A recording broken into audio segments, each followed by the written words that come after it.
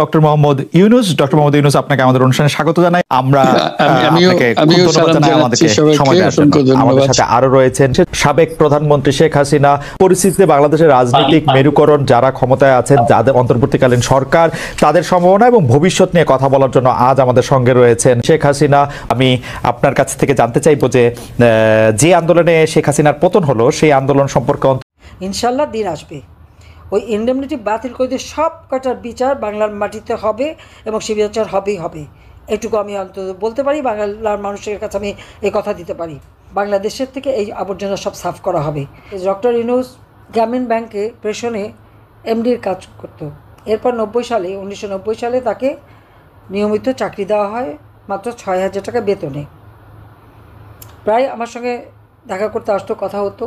আমি যখন 96 সালে সরকার গঠন করি, আমাকে বলা হলো ক্ষুদ্র ঋণ দিতে পারছে না, তখন বন্যা হয়েছিল, তাই গ্রামীণ ব্যাংক ক্ষতিগ্রস্ত।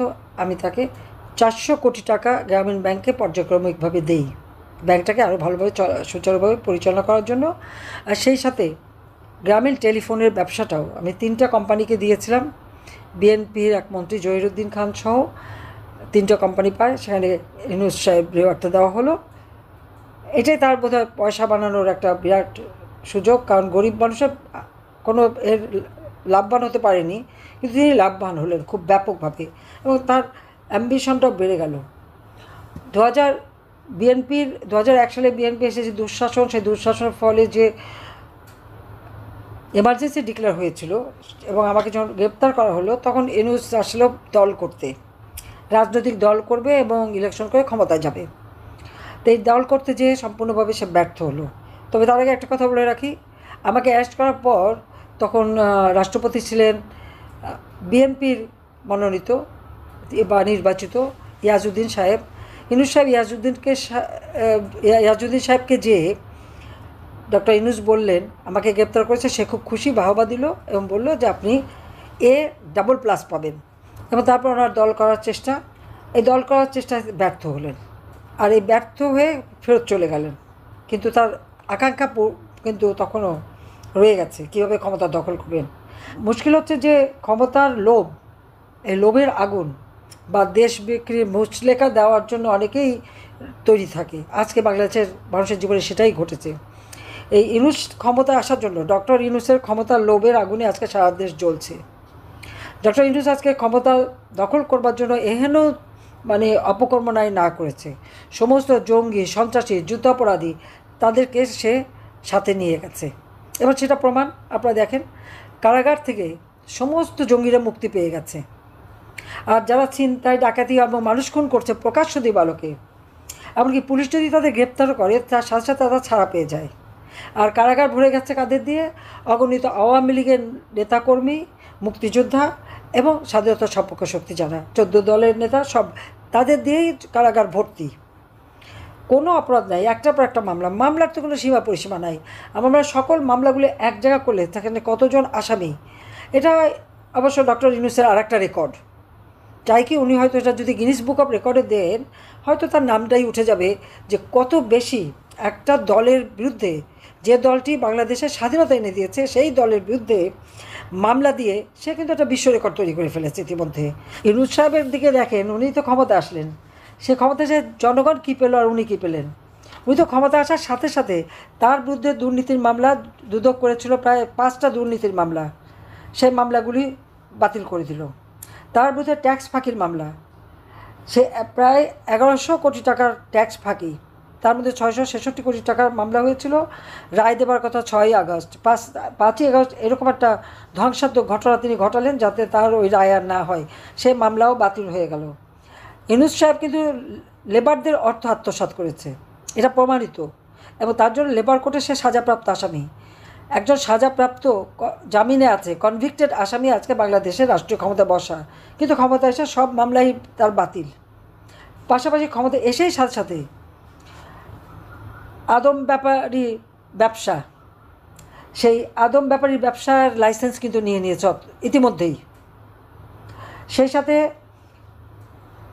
ডিজিটাল ওয়ালেট, অর্থাৎ ওই বিকাশ নগদের মতো টাকা দেওয়া, সে ব্যবসাও তার একটা নেওয়া হয়ে গেছে।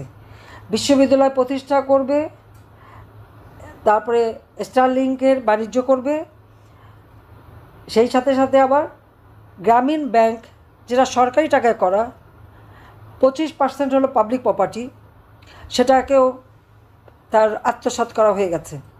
মাত্র 5% থেকে বাকিটা সব ব্যক্তি খাতে নিয়ে নিয়েছে। এবং শুধু তাই না, গ্রামীণ ব্যাংকের 5 বছরের সব আয়কর মওকুফ, আর নিজে তো সে ট্যাক্স ফাঁকি দিয়ে আছে। ইউনূসের পূর্বাচলে 4800 কাঠা জমি নৈসর্গ নামে রিসোর্ট তৈরি করা, একটা রুম কোনোটা 3000 কোনোটা 4000 টাকায় ভাড়া দেয়, এবং সেখানে মাঝে মাঝে সে নিজেই যায় চিত্ত বিনোদনের জন্য।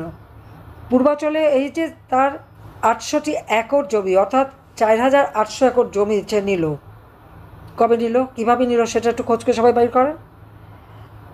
উত্তরায় 5 একরের উপরে জমি, চট্টগ্রামে সরকারের কাছ থেকে 83 কাঠা জমি নিয়েছে, গুলশানে ফ্ল্যাট কিনল রোড নম্বর 84-তে 9 কোটি টাকা দিয়ে। এই এত টাকা সে কোথায় পেল? শ্রমিকের টাকা আত্মসাৎ, জনগণের টাকা আত্মসাৎ, এই সমস্ত আত্মসাৎ করে করেই কিন্তু তার এই অর্থনীতি। তার ভাই ব্রাদার সব, যেটা দিয়ে ক্ষুদ্র ঋণ দেবে ভূমিহীন মানুষের জন্য, সেই গ্রামীণ ব্যাংকের মোটা অঙ্কের ঋণ দিল সে তার বাপের কোম্পানিকে। এই বাপের কোম্পানিকে যে শেয়ার দিল, সে প্যাকেজেস কোম্পানি, এখানে কিন্তু ইউনূসের পুরো গোষ্ঠী জড়িত। তার ভাই আব্দুল সালাম, ইব্রাহিম, মোহাম্মদ আয়ুব, মইনুল আনাম, ভাগ্নে ভাগ্নিরা, তাদেরও সম্পত্তি আছে, এমনকি মৃত বোন, তাদেরও ভাগ আছে। সব মিলে এই কোম্পানিকে মোটা অঙ্কের, এবং ইউনূস নিজেও এই কোম্পানির একজন মালিক, তার বাবাও মালিক। কাজে সেইখানে যে মোটা অঙ্কের ঋণ দিল, 12% সুদে ঋণ দিয়েছিল, কিন্তু যখন ঋণ মানে মওকুফ করে দেবে, আবার সেটাকে আবার সুদ কমালো, তারপরে ঋণ ও সুদ সবই মাপ হয়ে গেল। একে তো ক্ষুদ্র ঋণ ভূমিহীনদের জন্য দেওয়ার কথা, সেখান থেকে টাকা নিয়ে বাপের কোম্পানিকে দেওয়া, মানে নিজের কোম্পানিকে দেওয়া, পুত্রদাতা পিতা গ্রহিতা, সেই করে নিল। আর সে টাকাগুলিও কিন্তু তারপরে মাপই করলো। ইউনূসকে কোনো দিন ডক্টর ইউনূস গ্রামের কোনো ক্ষুদ্র ঋণ গ্রহীতার ঋণ মাপ করেছে, সুদ মাপ করেছে? কোনো দিন করে নাই, কিন্তু তার বাপেরটা করে দিয়েছে, নিজেরটা করেছে, যত নিজের। সেভাবেই সে মানে একে একে কত জিনিস যে দখল করলো, তার কত হিসাব দেব। শুধু তাই না, তার যে ব্যাংকের টাকা রয়েছে বিভিন্ন ব্যাংকে, তার নিজের যে অর্থ, সেই অর্থের হিসাবও তো আমাদের কাছে আছে। 48টা কোম্পানি, প্রত্যেকটা কোম্পানির কাছে সরকার ট্যাক্স পায়, সে কিন্তু কোনো ট্যাক্স এই পর্যন্ত দেয়নি। সমস্ত ট্যাক্সগুলি না দিয়ে ফাঁকি দিয়ে যাচ্ছে একের পর এক। আর নিজের তো standard bank, south east bank, Rupali bank, 118 কোটি টাকা তার সেখানে। এটা 2023 সালের হিসাব। এই টাকা সে কোথায় পেয়েছে, কিভাবে পেয়েছে? তাছাড়া 2001 থেকে 11 হিসাবে 66 কোটি টাকা তার। এটা তো BFIUর তথ্য মতেই কিন্তু এইটা বেরিয়ে এসছে। অন্য একটা অ্যাকাউন্টে 77 কোটি 37 লক্ষ 69 হাজার টাকা। 2006 থেকে 8 সেই সময় তার অ্যাকাউন্টে 47 কোটি 89 লক্ষ 652 টাকায় কোথা থেকে এসছে? এছাড়াও তার ট্রাভেল ইন্টারন্যাশনাল লিমিটেড, এখানে 11 কোটি 14 লাখ টাকা। তার অ্যাকাউন্ট নাম্বার কিন্তু আছে আমার কাছে, ব্রাঞ্চের নামও আছে। ওখানে আরেকটা ব্রাঞ্চেও তার 35 কোটি, সেখানে প্রায় 2 কোটি 52 লক্ষ টাকা, 352 কোটি টাকার মতন তার এই সমস্ত অ্যাকাউন্টগুলিতে জমা রয়ে গেছে। বিভিন্নভাবে বিভিন্ন ইসে এই টাকাগুলি তার রাখা। অ্যাকাউন্ট নাম্বার, মোট টাকার হিসাব সব কিছু কিন্তু আছে। 22-23 বছরে তার নিজের 3 কোটি 53 লক্ষ 43 হাজার টাকা ট্যাক্স ফাঁকি দিয়েছে। এখন প্রশ্ন হচ্ছে যে 666 কোটি টাকা ট্যাক্সের যেটা মামলা হলো, তাহলে একটা মানুষের কত টাকা সম্পত্তি থাকলে পরে এত টাকা ট্যাক্স হয়? আপনারা সবাই একটু ভেবে দেখেন। তাহলে দুর্নীতিবাজটা কে? বাংলাদেশটা আমার বাবা স্বাধীন করেছেন, তার জীবনটা দিয়ে গেছেন। এই বাংলাদেশের মানুষের ভাগ্য পরিবর্তন করা, তাদের জীবনমান উন্নত করা, সেটাই আমার একমাত্র লক্ষ্য ছিল, নিজের ভাগ্য করা না। আমি তো রাষ্ট্রপতির মেয়ে ছিলাম, প্রধানমন্ত্রী মেয়ে ছিলাম, শপথ বানালে অনেক বানাতে পারতাম। আমি নিজে পাঁচবার প্রধানমন্ত্রী, কই নিজের জন্য কিছু বানানোর কথা চিন্তাই তো করতে পারিনি। তারপরে আজকে একবার পদ্মা সেতুর টাকা বন্ধ করলো কি একটা এমডি পদের জন্য। একটা এমডির পদ, 6,000 টাকা বেতনের চাকরি যেখানে পেয়েছে, তারপরে হাজার হাজার কোটি টাকা বানিয়েছে। এখন না বুঝতে পারি কেন সে লালায়িত ছিল ওই এমডি পদে। আর সেইখানে পদ্মা সেতু বন্ধ করে দিল টাকা হিলারি ক্লিন্টনকে বলে। চ্যালেঞ্জ দিয়েছিলাম, নিজের টাকা পদ্মা সেতু করে দেখিয়ে দিলাম। 7ই মার্চের ভাষণে জাতিপিতা যে কথা বলেছেন, কেউ দাবায় রাখতে পারবে না, কেউ দাবায় রাখতে পারেনি। ওখানেই বোধ হয় তার সবথেকে মানে রাগের ব্যাপার, যে চ্যালেঞ্জ দিয়ে বানালাম। সেই জন্যই তো আপনারা দেখেন যে কটা স্থাপনা করেছে সবগুলিতে আগুন দিয়েছে, ভেঙেছে।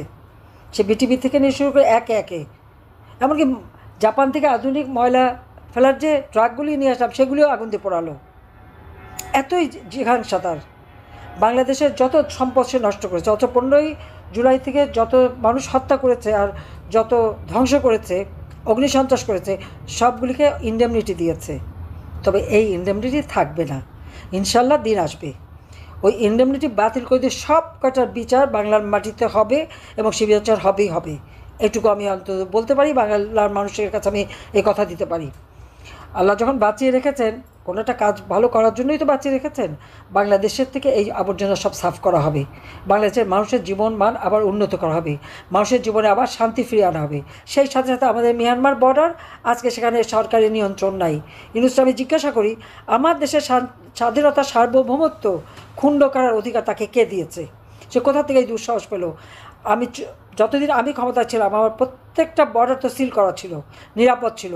আজকে সেই বর্ডারে নিয়ন্ত্রণ হারালো কীভাবে? একটা রাষ্ট্র চালাতে সম্পূর্ণভাবে ব্যর্থ, স্বাধীনতার সার্বভৌমত্ব রক্ষা করতে ব্যর্থ। কাজে এর হাত থেকে দেশ জাতিকে রক্ষা করতে হবে, স্বাধীনতাকে রক্ষা করতে হবে। তার জন্য সমস্ত দেশের মানুষকে আজকে রুখে দাঁড়াতে হবে। ওই জঙ্গি শাসন বাংলাদেশে চলবে না, সন্ত্রাস চলবে না। আমি যাদের দিয়ে আজকে জঙ্গি দমন করেছিলাম, আমি দেখলাম সেই পুলিশ অফিসার জঙ্গিদের ধরেছে কেন, সেই জন্য তাদের বিরুদ্ধে মামলা হয়। জঙ্গিদের কেন গ্রেপ্তার করলো সেটা অপরাধ, জঙ্গিদের কেন শাস্তি দেওয়া হলো সেটা অপরাধ। আর সব দোষ হলো আওয়ামী লীগের নেতাকর্মী, তাদের জেলে দেবে, তাদের শাস্তি দেবে। আর জঙ্গিদের শাসন কায়েম করে আজকে দেশটাকে, আমাদের স্বাধীনতা সার্বভৌমত্বকে আজকে প্রশ্নবিদ্ধ করে তুলেছে। কাজে এর জন্য সব দায় দায়িত্ব এই ডক্টর ইউনূসের ক্ষমতার লোভ, এবং তার সাথে তার ওই সমন্বয়ক যারা আছে, লম্বা লম্বা কথা বলে, আবার 2 কোটি টাকা খরচ করে ইফতার পার্টি দেয়, বিরাট টাকা খরচ করে পার্টি তৈরি করে। জনগণ এগুলি কখনো গ্রহণ করবে না। কাজে দেশবাসীকে আজকে রুখে দাঁড়াতে হবে, ঐক্যবদ্ধ হতে হবে, স্বাধীনতা সার্বভৌমত্ব রক্ষা করার জন্য, মানুষের জীবনে শান্তি নিরাপত্তা দেওয়ার জন্য। তার জন্য সবাই ঐক্যবদ্ধ হন, আমি সেই আহ্বানই জানাচ্ছি। সবাইকে ধন্যবাদ।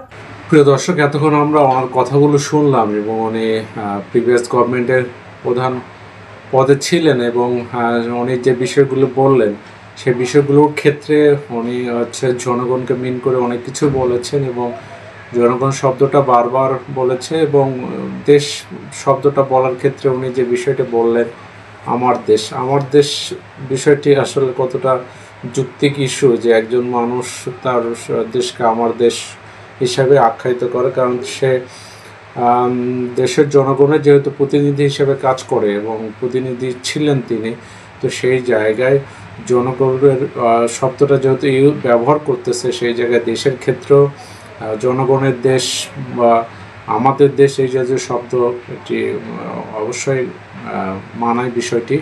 তো এই বিষয়ে ওনার বলার ক্ষেত্রে এবং বিভিন্ন সময় ওনার দায়িত্বে থাকা অবস্থায় কিন্তু এই জাতীয় শব্দের ক্ষেত্রে মানুষ কিন্তু বিব্রত হতো, এবং মানুষ এটি মনে মনে প্রতিবাদ করতো যে আসলে উনি সবসময় নিজেকেই হাইলাইট করতেন। তো সেই বিষয়টি কিন্তু তাকে অবশ্যই এই বিষয়গুলো থেকে বেরিয়ে আসতে হবে, এবং যে জনগণ শব্দটার ক্ষেত্রে অবশ্যই জনগণকে প্রাধান্য দিয়ে এবং কর্মক্ষেত্রেও এটি প্রাধান্য দিতে হবে। তো উনি তার বিভিন্ন ইস্যু নিয়ে উনি বক্তব্য রেখেছেন এবং জনগণই এটি বিবেচনা করে দেখবে আসলে ওনার বলার ক্ষেত্রে বা ওনার যে জীবন কর্মক্ষেত্রে উনি এটি কতটুকু প্রতিফলন ঘটিয়েছে।